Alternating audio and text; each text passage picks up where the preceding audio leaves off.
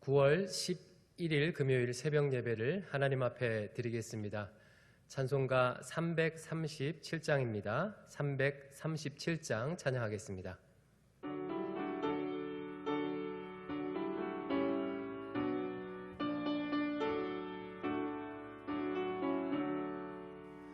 내 모든 시험 무거운 짐을 주 예수 앞에 아뢰이면 근심에 쌓인 날 돌아보사 내 근심 모두 맡으시네.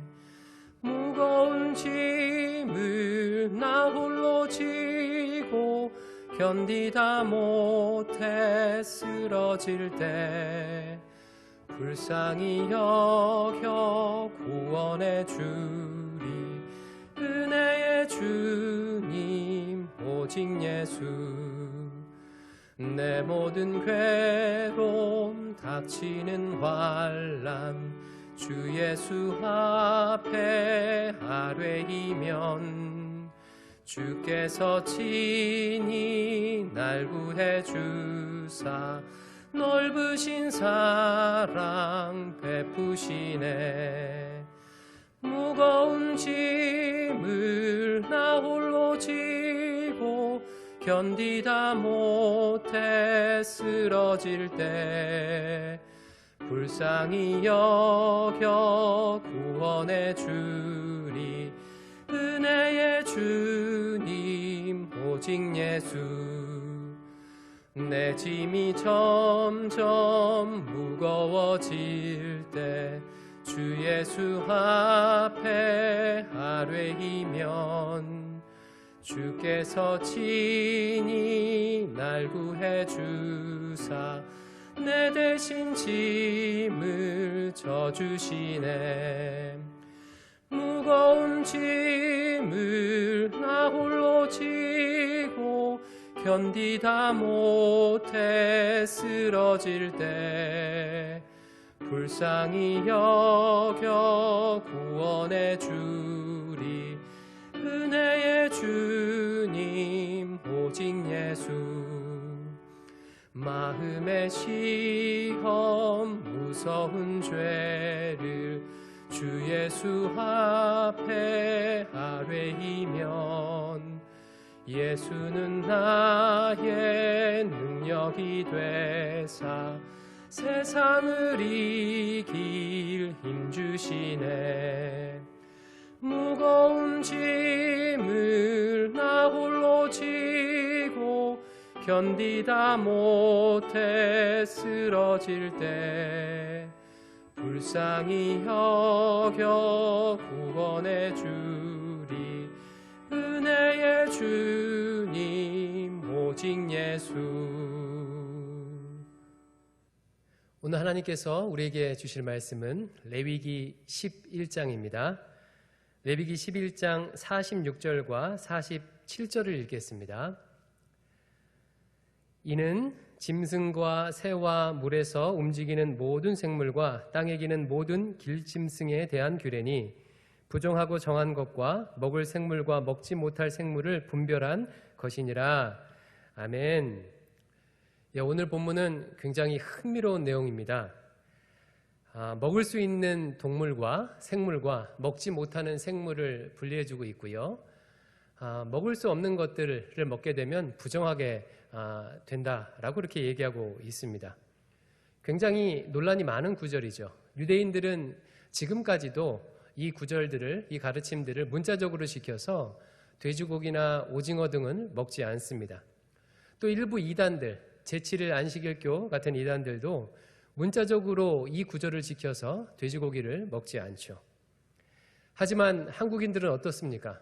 절대로 지킬 수 없는 규례입니다. 제가 보니까 한국 사람들은요, 정말 못 먹는 게 없는 것 같아요. 보통은 나무나 풀을 먹을 때도 열매, 줄기, 잎 이런 거 먹는데 한국 사람들은요, 뿌리까지 캐먹지 않습니까? 그 동물을 먹을 때도 외국 사람들은 내장이나 꼬리 같은 건 안 먹는데 한국 사람들은 내장도 먹고 꼬리도 먹고 심지어는요 뼈 조각까지도 삶아서 그렇게 사고를 내서 먹기까지 합니다. 그렇다면 이 먹을 수 있는 음식, 먹지 못하는 음식에 대한 이 정결 규례를 우리는 어떻게 해석해야 할까요?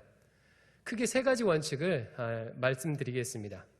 첫 번째 원칙은 무엇이냐면요, 지금의 윤리 혹은 지금의 생물학을 기준으로 이 본문을 해석하면 안 된다는 것입니다.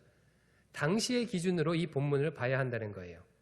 예를 들어서 돼지고기를 먹지 말라는 이유는 위생과 기생충 때문이다 라고 해석하는 사람들이 가끔 있습니다. 또 시체를 접촉하지 말라는 이유는 바이러스 때문이다 라고 해석하는 그런 분들도 계신데, 이렇게 해석하는 것들이 적절하지 않다는 것입니다. 지금의 생물학의 기준, 위생의 기준으로 해석했기 때문이죠. 여러분, 균에 대한 인식은요, 근대 이후에나 나타나는 개념입니다. 당시에는 균에 대한, 세균에 대한 인식이 있습니까? 없습니까? 없었습니다. 만약 지금의 위생의 기준이나 생물학의 기준으로 이 본문을 해석하게 되면 얼마 못 가서 어려움을 당하게 됩니다. 예를 들면 19절에 보면 박쥐를 새라고 지금 얘기하고 있어요. 하지만 지금의 생물학의 기준으로는 박쥐가 새입니까? 아닙니까? 새가 아니죠. 설출입니다. 또 본문 말씀 보면 토끼는 되새김질한다고 규정하고 있는데, 토끼가 되새김질 합니까? 안 합니까? 예, 토끼는 되새김질 하는 것처럼 보이는 거지 되새김질 안 하는 동물입니다. 따라서 지금의 생물학이나 위생, 윤리적 기준으로 이 본문을 해석하면 안 되고 당신의 기준으로 봐야 한다는 것이 첫 번째 원칙입니다. 두 번째 원칙은 무엇이냐면, 예수님께서 이 구절에 이 내용의 문자적 적용을 깨뜨리셨다는 것이 두 번째 기준입니다. 예수님께서 십자가에 달려 죽으심으로 모든 구약의 제사 제도를 완성하셨습니다.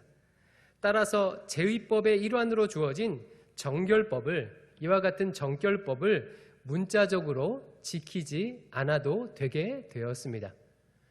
대표적인 예로 사도행전 9장에 보면 하나님께서 베드로에게 환상 가운데 나타나시죠. 이때 환상 중에서 부정결한 짐승들을 환상 중에 먹으라고 하십니다. 베드로는 유대교의 결례에 따라서 먹지 않겠다고 3번이나 거부하게 되죠. 그러자 하나님께서 뭐라고 하셨습니까? 내가 정결하게 한 것을 왜 더럽다고 하느냐라고 꾸짖으신 장면이 등장합니다. 그래서 두 번째 원칙은, 이 구절은 문자적으로 그대로 지키는 것이 아니라는 거예요. 그러면 이 부분은 어떻게 우리가 적용하고 지켜야 합니까? 그 정신을 받아 지키는 것입니다. 이것이 바로 이 구절을 해석하는 세 번째 원칙입니다. 이 부분을 어떻게 적용한다고요? 그 정신을 받아 적용한다. 그렇다면 이 먹을 수 있는, 먹을 수 없는 규례에 대한 이 정결례의 정신은 무엇입니까? 이 본문을 살펴보게 되면 몇 가지 공통적인 특징들이 나타납니다.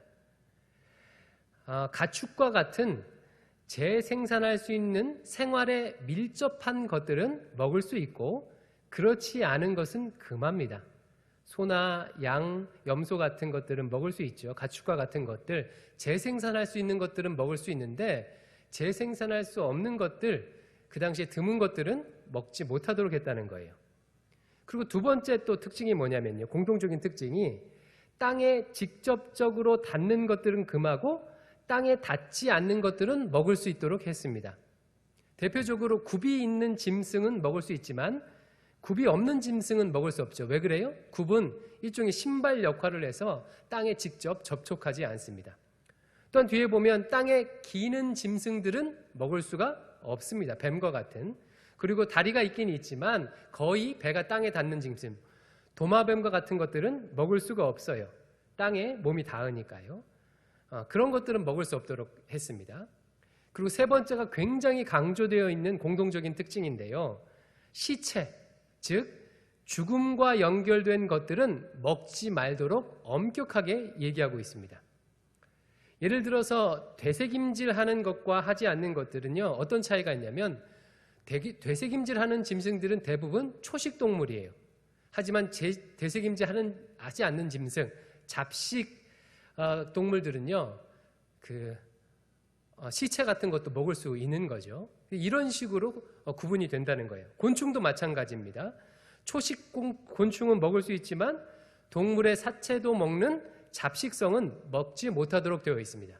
그래서 이것을 보면 시체, 즉 죽음과 연결된 것은 먹지 못하도록 엄격하게 규정하고 있구나라는 것을 알 수 있습니다. 그래서 이것을 종합해 보면요, 정결과 부정의 음식 구례는 두 가지 정신을 발견할 수가 있습니다. 첫 번째는 무엇이냐면 가축과 같이 재생산할 수 있는 건 먹을 수 있잖아요. 그리고 그럴 수 없는 것은 먹을 수 없죠. 즉 실생활에서도 구별된 삶을 사는 것이 정결한 삶임을 강조하고 있습니다. 단지 제사 지낼 때뿐만 아니라 음식 하나하나까지도 먹는 것을 신경 써야 하니 삶의 순간순간 하나님을 의식하지 않을 수가 없는 거죠. 그래서 삶의 순간순간에서 하나님을 의식하며 먹든지 마시든지 하나님의 영광을 위한 삶을 살도록 이 규례는 지금 보여주고 있는 것입니다. 이것이 이 규례의 첫 번째 정신이고요. 두 번째는 무엇이냐면 시체나 죽음과 관계된 것들은 멀리 하라라는 것입니다. 조금 전에 말씀드렸다시피 이 규례는 죽은 시체를 접하는 것을 철저하게 금하고 있습니다.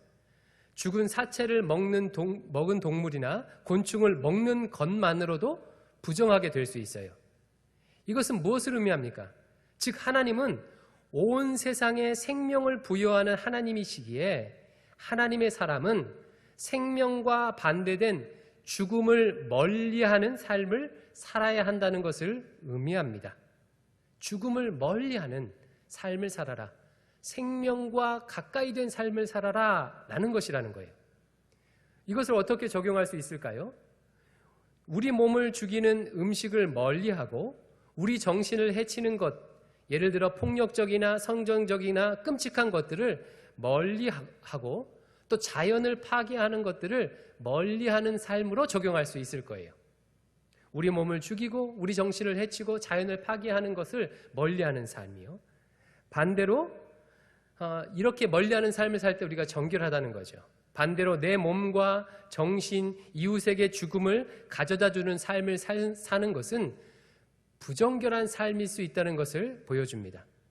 이런 관점에서 볼 때 코로나19에 대해 우리 기독인이 어떻게 해야 할지가 분명하고 명확해집니다.